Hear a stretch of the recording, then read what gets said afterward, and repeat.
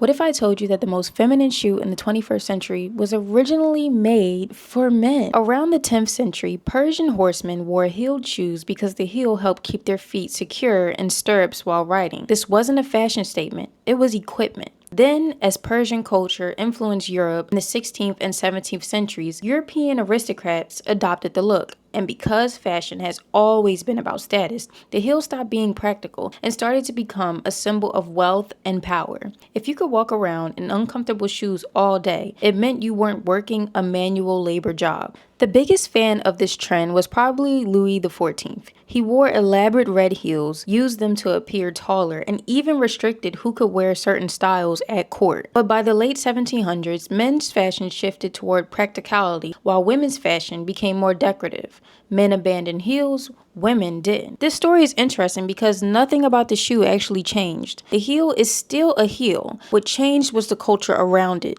Over a few hundred years, the same exact item went from military equipment to a symbol of male power to one of the most recognizable pieces of women's wear, which is a pretty good reminder that a lot of fashion rules people treat as permanent are usually just trends that survived long enough to feel permanent.